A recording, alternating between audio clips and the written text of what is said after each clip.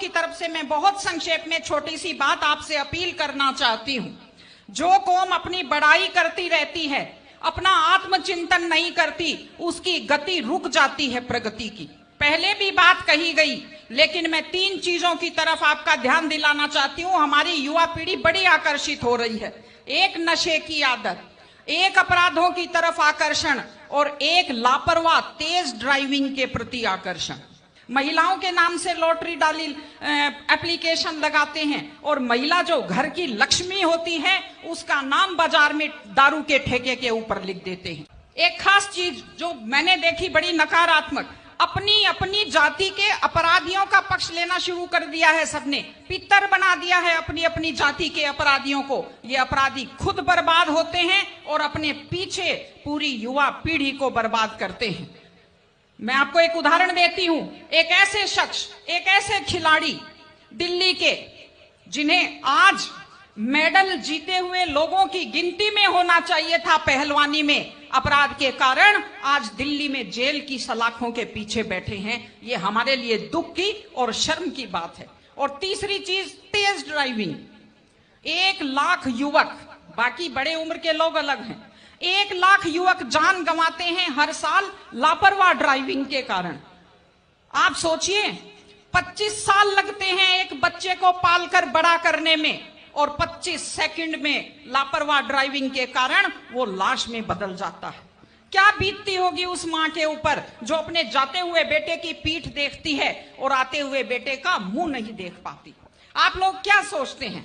अगर आप अपनी पावर दिखाना चाहते हैं तो मिल्खा सिंह की तरह तेज दौड़िए, या कि आप नीरज चोपड़ा की तरह, देवेंद्र झाझड़िया की तरह आप तेज भाला फेंकिए मोटरसाइकिल का कान मरोड़ने में, या तेज गति से कार भगाने में कोई बहादुरी नहीं होती। अगर आप सोचते हैं कि आप बड़े हैंडसम और डैशिंग दिखते हैं तेज गाड़ी भगाते हुए, आप डैशिंग हैंडसम नहीं दिखते, आप लापरवाह दिखते हैं, आप बेपरवाह दिखते हैं, आप बेवकूफ दिखते हैं।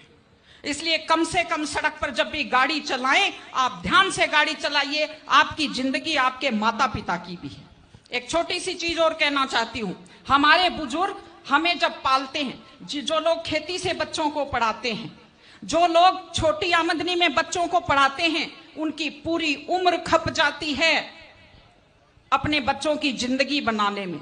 और उसके बाद दुख का विषय है, बड़ा पीड़ादायक सीन मैं कई जगह देखती हूं कि एक माँ बाप मेहनत करते हुए हाथों में आइटन पड़ जाते हैं, एड़ियां फट जाती हैं, कपड़े मैले फट जाते हैं, और उसके बाद जब बेटे को पढ़ा लिखा कर तैयार करते हैं, उसके बाद पढ़ी लिखी बड़े घर की थोड़ी बेटी आ जाती है तो माँ बाप की तरफ ध्यान नहीं देते।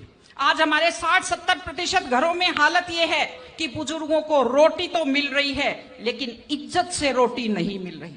इस चीज को बदलने की जरूरत है। माँ बाप, मैं आपसे कहती हूं, जैसी भी परिस्थिति होती है, माता पिता आपको राजकुमार की तरह पालते हैं। आपकी भी ड्यूटी है, जैसी आपकी हैसियत है, बुढ़ापे में उनको बादशाहों की तरह से रखिए, उनकी सेवा कीजिए, उनका सम्मान कीजिए।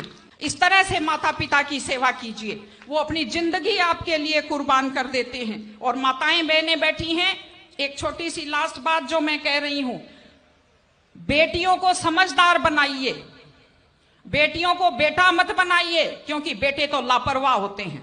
बेटियों को समझदार बेटी बनाइए।